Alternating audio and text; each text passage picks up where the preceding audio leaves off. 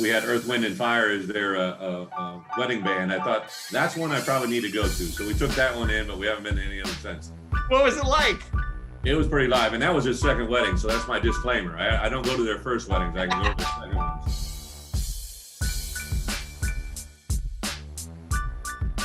Yeah, that was Bret Bielema, and this is On the Bench with Mike Hall. That's me.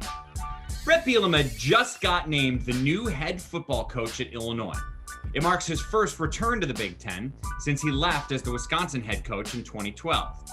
Now, when the Badgers first hired him to replace Barry Alvarez in 2006, any skepticism of him being unproven quickly flew away as Bielema went 12-1 in his first season. Things kept going so well in Madison, he won the Big Ten title in 2010 and 2011 and 2012, and then the college football world was stunned when he up and left to take the Arkansas head coaching job. He stayed there for 5 seasons, and he had decent success, but nothing like what he had at Wisconsin. Since his Fayetteville departure, he spent the last 3 seasons in the NFL as an assistant with the Patriots and Giants. But think of the all-time coaches Bielema has now learned underneath. He played defensive line at Iowa and learned under Hayden Fry. He was an assistant at Kansas State under Bill Snyder, then got guidance from the legendary Alvarez and Madison, and in his recent NFL experience, he worked under Bill Belichick for 2 seasons. Bret has always been a colorful, interesting guy, always energetic in interviews and personable when you meet him face to face. Years ago, he and I used to joke back and forth about pop culture stuff a lot, like Step Brothers references. And he once demanded I had to see the Robert De Niro, Charles Grodin classic movie, Midnight Run. So, when I had my first chat with him in 9 years, I made sure to reference that last flick by asking him if the last time he'd held a $20 bill, he'd done the litmus configuration. I don't know if I've ever done that in 50 years of living, but it's a great line in a movie, and it's one of my all-time favorites. I was looking, when you got hired, I was like, oh, wait a minute. I look back at some old texts that we had, and you were the one who was like, you got to go see Midnight Run, man. It's really not on anybody else's, probably top 10, but it made it to mine in a hurry. It's pretty good. And did you tell me once that Charles Grodin sent you a framed poster of the movie or something? Yeah, when I was at Wisconsin, Kenny Dichter, I don't know if you've ever met Kenny, proud of Wisconsin alum. He's a really big supporter up there, and he and I became great friends. And he ran a company, Wheels Up, that's out there now, and he ran with a bunch of the TV movie people. And he's like, yeah, I know Charles Grodin. I'm like, no, wait a minute. Like, are you serious? And he's like, yes. And long story short, I ended up getting the things that hang in the movie theaters, that the poster size, the real deal, Holyfield. And I got a message from Charles Grodin to Bret Bielema. So I have a movie poster of Charles Grodin. It's one of my most prized possessions. I love it. I love it. Well, congrats on the gig. It's our first chance to chat since you got it. Tell me, what do you remember about the first chat with Josh Whitman that you had? You know, Mike, I remember it, but it was kind of coming at me 100 miles an hour. We were, I was with the Giants. So one of the things that we'd begun to do there is on Mondays and Tuesdays, early in the week, we'd actually gone to remote Zoom meetings. So we didn't meet with our players, but we didn't get together as coaches as well. Everybody was so cautious. We were right out there in Jersey, right in the thick of it. So there was a lot of caution, and Joe Judge had great foreshadow to do that. And I think I was in a meeting with some of our coaches, and, in the Zoom world, you can have your phone nearby, and saw that Josh was buzzing in. And this is one that I had my eye on for a while. It was, I thought, in this division that I knew well, being a former Illinois boy myself, growing up in the state, it was something I was excited to see. But I think Josh's commitment to winning, and there's something that jumped out to me. He mentioned sustained success, and it sounds easy to say, but it's really probably not that easy. It's a tongue twister, but it kind of just, it resonated with me because of the places I'd been and the people that I'd been involved with in my profession who had really built something, whether it be, Hayden, who I played with, Kirk, who replaced Hayden to go into Bill Snyder at Kansas State, and then obviously Coach Alvarez at Wisconsin, and what they've been able to accomplish. Illinois sitting here in the same division, a lot of the same genetic makeup, and now to be able to be at the helm of it is pretty awesome. Yeah. Well, I think a potential icebreaker, I suppose, with you and Josh, you both have young kids, right?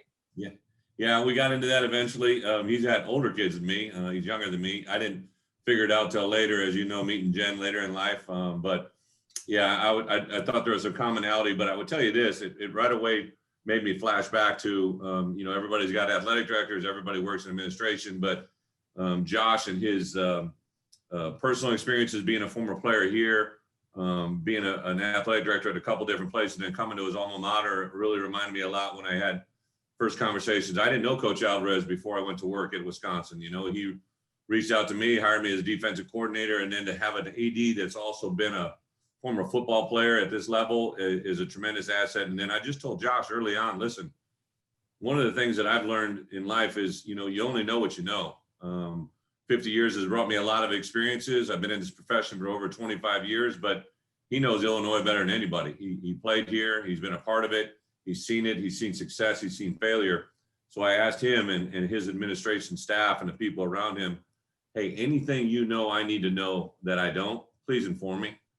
If it's the way I say something, the way I come across, if it's something that I don't know until you know it, it's those unseen potholes or road bumps, anything I need to know, let's not act like we didn't see it coming. Let's talk and be honest and be real. And that's been great. Did he give you anything? Like, does anything jump out? Along the way, and me, I'd love to have a little sign off, and the first one they taught me was the ILLINI, and the first guinea pig to that was my daughter. She's 3.5 years old. It was a Saturday morning. I knew that it was going to get announced a couple hours later. It was 6 a.m. She's kind of an early riser like me, so I was downstairs working. It was little before 6. I'd been up for a while, writing some things down, and heard her kind of waking up, and I went and grabbed her out of her bed and scooped her up and put her on my chest, and I Googled up the ILL on my phone, and she started laughing and giggling. So I would say ILL, and then she'd say INI, like she, and she'd get confused. We got a couple ILLs, and then we got it right. And then she's one of the best in the country right now at that. So it just, gave one more thing of, Josh and his people giving me an insight of something I needed to know that I wasn't really familiar. I'd heard that, but it always been trying to boo me in the same word, when I was in other places. So now it's one that's going to be able to build us up. What do you think has changed more since you were at Wisconsin? Is it the league or you as a head coach?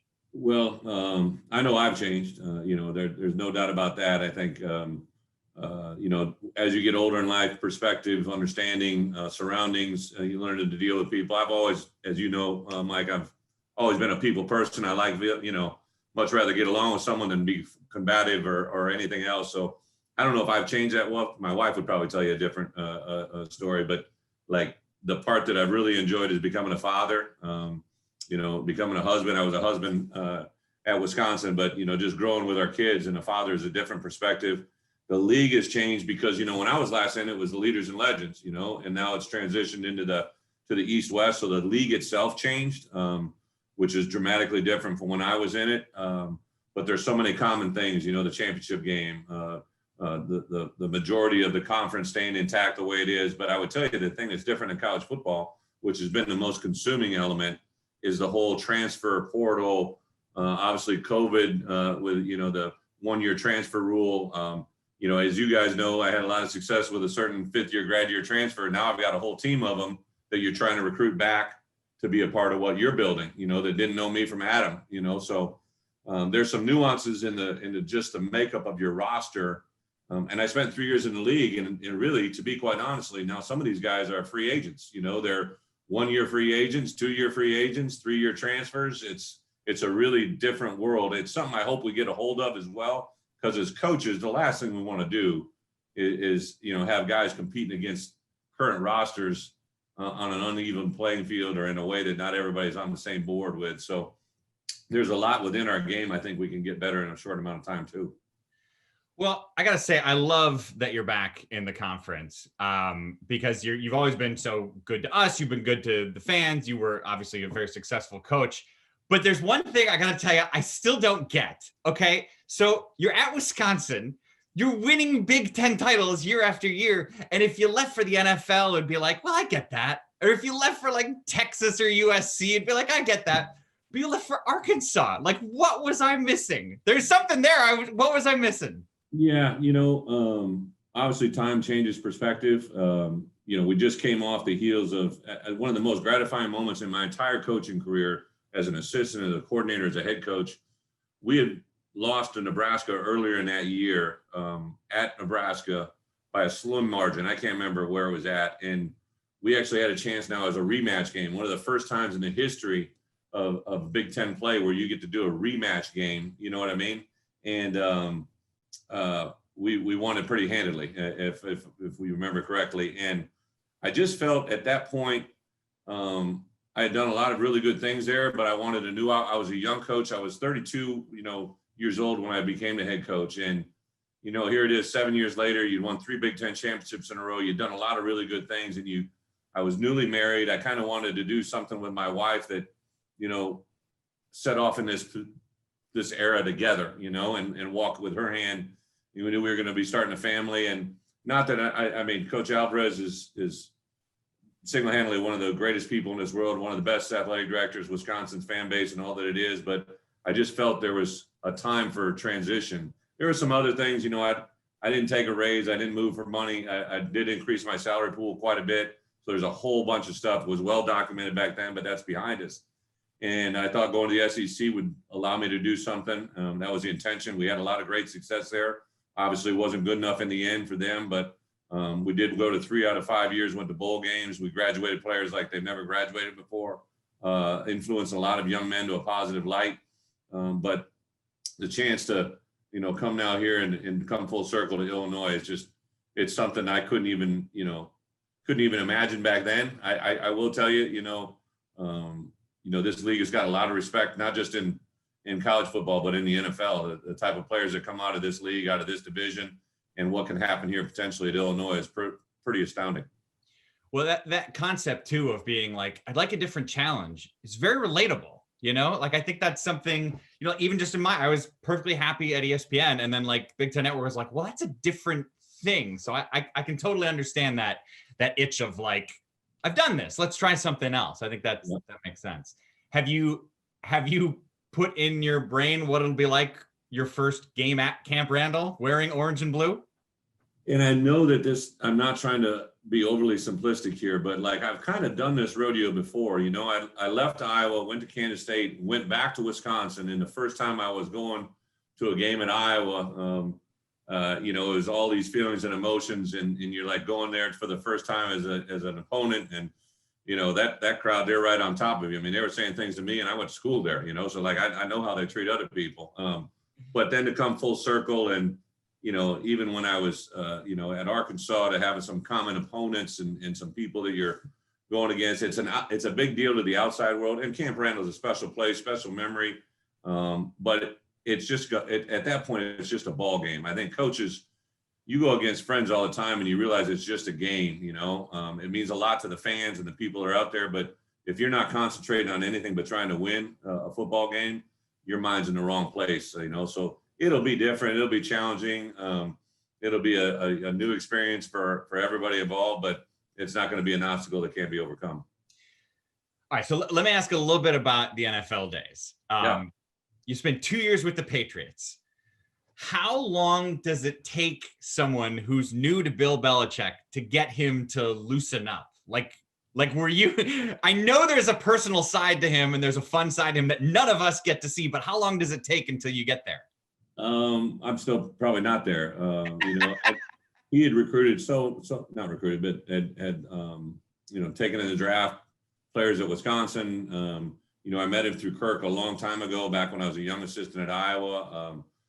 He's such a unique person and individual, but I got to tell you, it was like every day it was like a kid in a candy store going to work, just, hearing something every day you never heard before, a different perspective, a different view. And he is such a person that is warm, sincere, caring, like not what you guys, it's not what, the outside world maybe sees or what he wants to show. I'll let him decide that. But for me, I don't know if I've ever been around a more influential person in my life, especially in the world of football, but also outside of football. He was great with my wife, my family, my kids, my career, and every day was a learning experience with him. It was truly something very, very special, and it helped make me where I'm at today. Did you ever get him to laugh? Oh yeah. Yeah? Exactly. Yeah, it's pretty funny.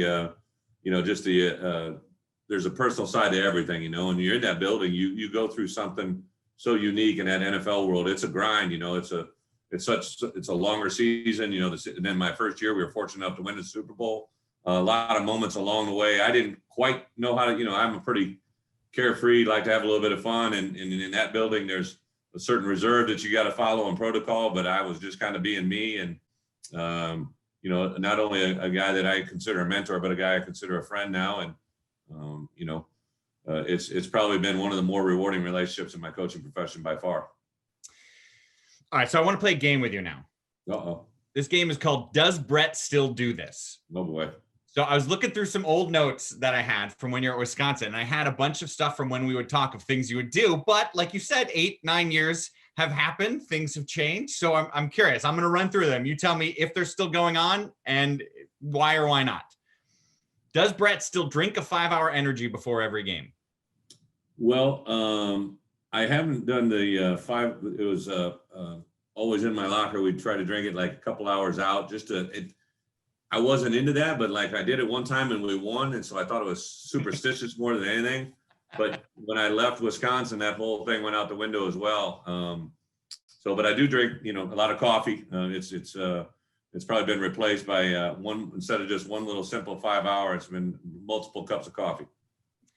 Does Bret still wear black shoes on game day as a head coach? I would think that's probably intact. I don't know. I've always grown up with I went to high school at Provincetown High School, and their colors were orange and black. So I've always been the orange fan. My wife always laughs when she first met Josh and Hope, his wife, came out to see us on that Friday.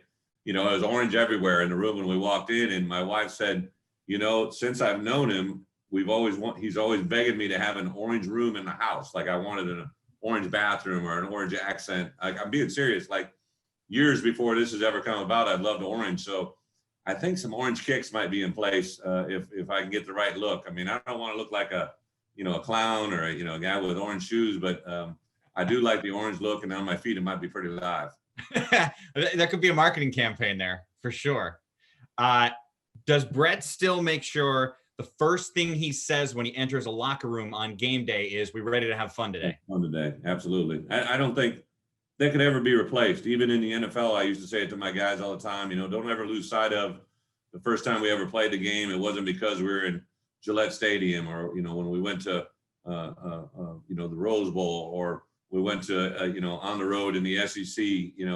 And it wasn't because it was on the Big Ten Network primetime game, or it was because we all wanted to play the game. It was because somebody put a football out on the field. Usually you were with your brothers, your sisters, or kids in the neighborhood, and there was nothing to do but play and have fun. And I don't think to ever lose sight of that is going to be in me. This shows, in terms of being dated, how long it was since I had this note. But does Bret still have a talking Napoleon Dynamite doll in his office? I'm sure, like my wife and I started laughing because we've moved a couple times since Wisconsin, and every time we keep moving some of those boxes. And I know that Napoleon Dynamite is buried somewhere in there.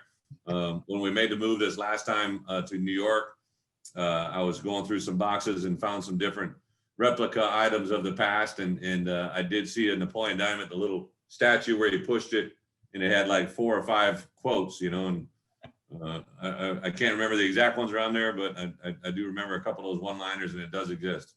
What's insane is, like, a player might now would be like, what movie was that? Napoleon Dynamite. Yeah. I don't know. Midnight Run and Napoleon Dynamite definitely is not on Netflix at the top of the list for these guys.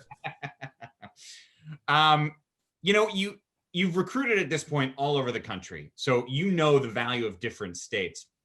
Give me an idea of your opinion of the level of talent that the state of Illinois has in terms of high school football. Yeah, so one of the first things we did is, obviously address, being here in the state of Illinois, reaching out to high school coaches. I've never stopped from the first day I took the job to where we are today. It's important for us as the Illinois program to be built on Illinois players, right? So any players past and present that went through this system, but also now future players. So in the state of Illinois, or, because we're in this COVID world, because we're in grad transfers, I've said all along, if you are from the state of Illinois and you want to come back and you can help us win championships, we're there, we're open. But I would say pure numbers, I've been a head coach at Wisconsin and Arkansas. There's always going to be a certain number of players in those states that can play for you at that university. But the number is greater here in Illinois. You take the entire state from tip to tip, talk about the Chicagoland area, you talk about the central Illinois area, the southern Illinois area. There's a lot more players than have ever been exposed to us. We can't take them all, but the ones that can help us win a Big Ten championship and the ones that want to come to Illinois, we got to take a swing at. And, I went and looked at every player, right before I was named a head coach, they had a signing day on Wednesday, and there were 30 odd players that had signed Division I football scholarships. And I wanted to look at every one of those and say, was this a guy that I would have offered, if we had been here? I want to have a perspective of this year. So next year I know where I'm going.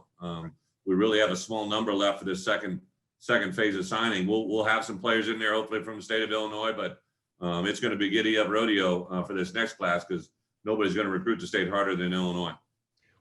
How hard, what will be the most important thing in doing that? Because like you said, I've done our signing day shows with the network for 9 or 10 straight years. And the state of Illinois has not gone to Illinois in a handful of years. So what do you say to the football coaches? How do you get these 17-year-olds to be excited to go to Champaign again? Well, I think you hit the nail on the head there, Mike. We got to get the coaches behind us, right? Because the coaches during their freshman, sophomore, junior year, the ones that are going to notify us, hey, these are the guys that are there. I know there's recruiting services and things that can tell you this, but we want to know from the coaches themselves. So I've been in this state for a long time. I reached out to coaches immediately. They're reaching out to me. We have to build a relationship with these coaches and know that they are of the utmost importance to us. They have a voice. They have a direct access. So all my coaches will have a piece of Illinois to recruit. But on top of that, it's not just lip service. We got to prove it. We got to show it. And then we got to build it. One of the things that we should take a lot of pride in, if someone's from Illinois, they go to Illinois, it's usually just going to mean a little bit more to them, being from the state. So we got to captivate that, and we got to find the right guy to build that from. On the flip side of it, what we have to understand is, for us to be competitive in this league, we got to play a certain type of football. And, we got to play a style of football that can survive all weather conditions, can survive all elements and all times of the year, and we have a nice indoor facility that I look over here to my right and I see, but we're going to practice, we're going to play, and we're going to compete in the elements.